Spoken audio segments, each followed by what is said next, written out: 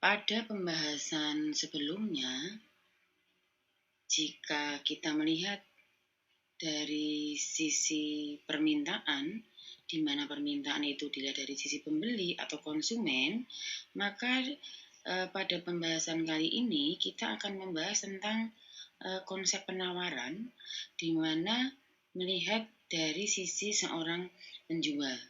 Ya, jadi konsep penawaran yang berkaitan dengan tingkat keuntungan yang diinginkan oleh produsen atas penawaran barang atau jasa yang tersedia. Ya.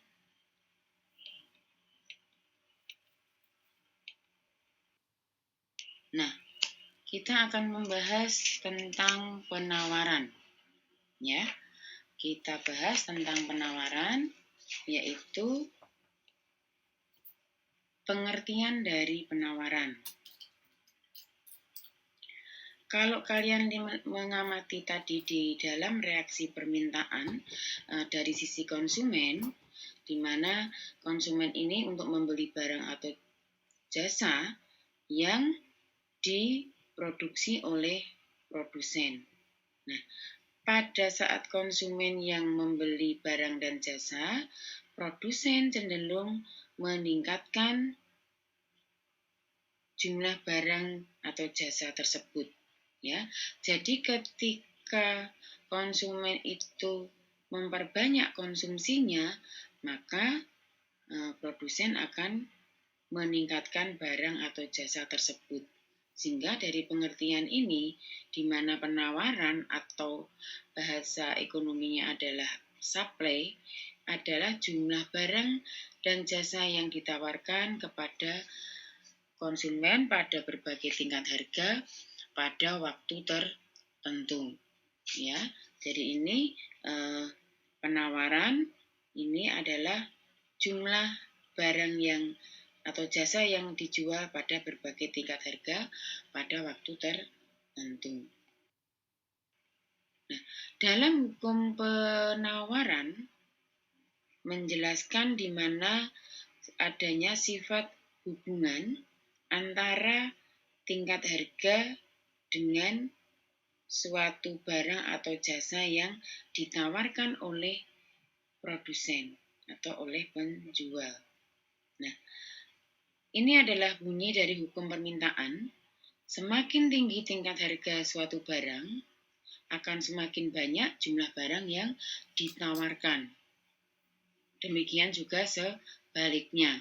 Semakin rendah tingkat harga suatu barang, maka akan semakin sedikit jumlah barang yang ditawarkan. Nah, hukum penawaran ini sama dengan hukum permintaan. Ada syaratnya, yaitu ceteris paribus. Artinya apa ceteris paribus? Di mana posisi bahwa faktor lain selain harga, faktor lain yang mempengaruhi selain harga itu harus tetap atau tidak boleh berubah. Ya, jadi di sini dalam hukum permintaan ini berbanding lurus. Ya, bisa kalian coba posisikan diri kalian sebagai seorang produsen atau sebagai seorang pedagang. Ya, jadi misalnya terjadi kenaikan harga barang, apakah kamu akan berpikir untuk menambah jumlah barang atau jasa yang kamu jual? Nah, cenderung iya. Ketika harga barang naik, maka seorang produsen atau penjual akan secara rasional akan menambah jumlah barang yang ditawarkan. Ini sesuai atau selaras dengan hukum penawaran. Pembahasan yang berikutnya adalah faktor-faktor yang mempengaruhi penawaran. Faktor yang pertama adalah harga barang. Ya, sesuai dengan pengertian dan hukum penawaran tadi bahwa harga barang itu mempengaruhi jumlah barang yang ditawarkan. Kemudian yang kedua adalah atau yang B adalah harga barang lain.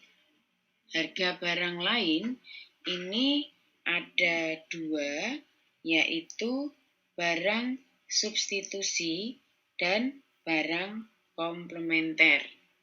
Ya, jadi barang substitusi dan barang komplementer ini terutama adalah barang substitusi atau disebut juga dengan barang pengganti, bisa saling bersaing di dalam memenuhi kebutuhan masyarakat. Barang-barang substitusi itu dapat menimbulkan pengaruh yang penting pada penawaran suatu barang. Ya, jadi sebagai contoh, coba diperhatikan, seorang produsen akan memproduksi dua macam barang, yaitu sepatu dan sandal atau sendal ya. Apabila harga sendal turun, maka produsen akan mengurangi jumlah produksi sendal dan akan memperbanyak produksi sepatu. Ya, sehingga penawaran sendal juga akan berkurang. Ini dampak dari barang substitusi. Kemudian harga barang lain yang kedua adalah barang komplementer. Ya, barang komplementer adalah barang yang saling melengkapi, ya, saling melengkapi atau satu sama lain akan melengkapi adanya barang tersebut. Jadi misalkan saja jika harga komputer itu meningkat, sebagai contoh ya, jika harga komputer itu meningkat, maka mendorong produsen untuk meningkatkan pula penawaran terhadap produk lain. Ya, jadi kalau harga komputer itu meningkat, maka akan mempengaruhi juga produk lain, yaitu seperti printer, kemudian meja komputer, kemudian juga flash disk misalnya, itu akan menjadi pelengkap dari komputer. Jadi oleh karena itu ketika harga komputer meningkat, maka penawaran akan printer, meja komputer tadi juga akan meningkat meskipun harga barang-barang ini tidak berubah. Ya, jadi ini merupakan faktor harga barang lain, yaitu barang komplementer. Ya. Kemudian yang ketiga atau C adalah kemajuan teknologi. Ya, jadi kemajuan teknologi itu juga dapat mengubah terhadap posisi di dalam proses produksi. Jadi peningkatan teknologi selalu mengandung makna bahwa jumlah dari input yang dibutuhkan itu akan lebih sedikit atau biaya itu yang dibutuhkan akan berkurang. Ya, jadi jika biaya produksi itu rendah, maka produsen mendorong akan meningkatkan produksinya. Ya, jadi dengan kemajuan teknologi tadi diharapkan akan mengurangi biaya produksi. Sehingga jika kemajuan teknologi itu akan mengurangi biaya produksi, maka akan mendorong produsen untuk meningkatkan output atau produksinya. Sehingga diharapkan akan meningkatkan keuntungan atau laba dari perusahaan. Kemudian yang keempat adalah biaya produksi.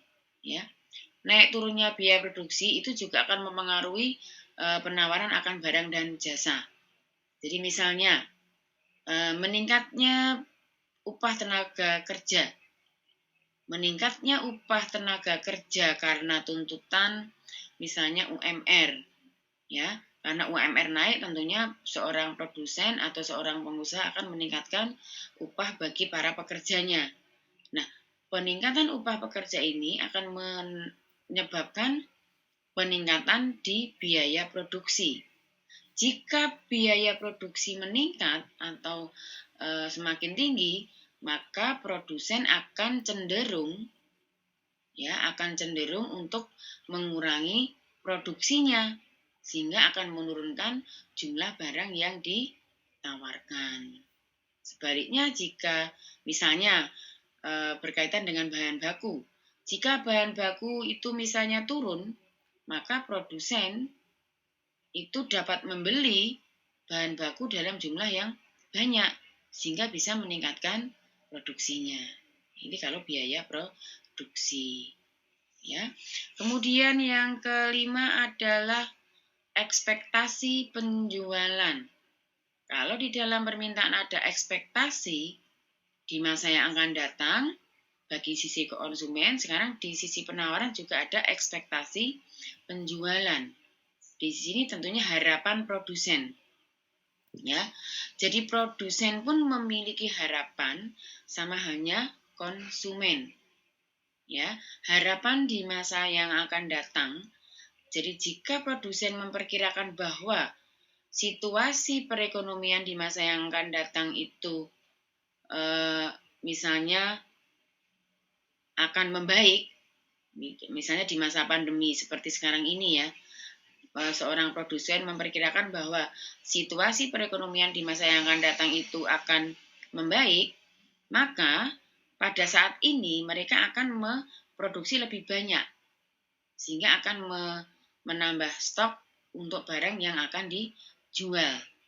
Ya, tapi sebaliknya jika prediksi bahwa memperkirakan situasi perekonomian yang akan datang itu memburuk, maka produsen cenderung tidak meningkatkan produksinya. Ya. Kemudian faktor yang berikutnya adalah keuntungan yang diinginkan oleh produsen. Jadi ini termasuk tujuan dari perusahaan, yaitu produsen ini tentunya ingin mendapatkan keuntungan, ya. Jadi tujuan perusahaan di sini adalah memaksimalkan keuntungan. Ya, jadi bisa saja perusahaan tersebut tidak mencapai kapasitas produksi. Produksinya tidak maksimal, tetapi dapat mencapai keuntungan maksimal, ya. Jadi perusahaan itu bisa saja produksinya tidak maksimal, tapi keuntungannya bisa maksimal karena bisa menjual semua barang yang diproduksinya.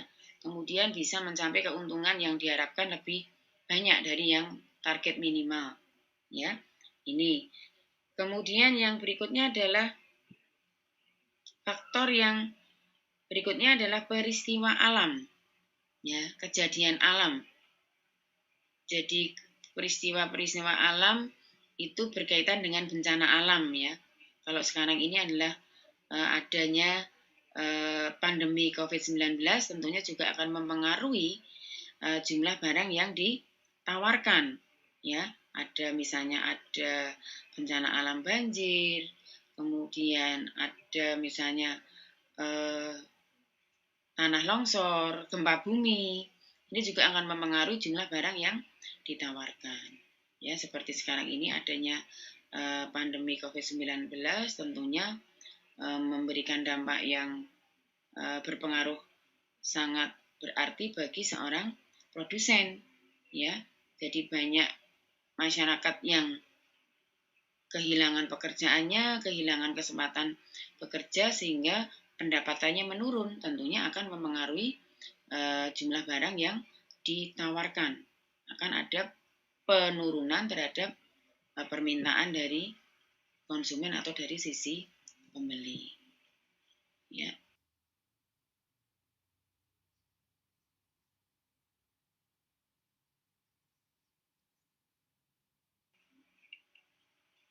Nah, yang berikutnya adalah jenis-jenis penawaran. Ya, jenis-jenis penawaran itu ada penawaran individu. Jadi penawaran individu itu adalah penawaran yang dilakukan oleh satu orang penjual atau satu orang produsen. Sedangkan penawaran pasar adalah penawaran di mana ini bagian dari penawaran keseluruhan dari penawaran-penawaran individu secara keseluruhan. Jadi ada penawaran pasar. Nah, demikian pembahasan tentang permintaan dan penawaran. Ya, berikutnya nanti akan kita bahas tentang kurva permintaan dan penawaran, juga tentang fungsi permintaan dan penawaran. Terima kasih.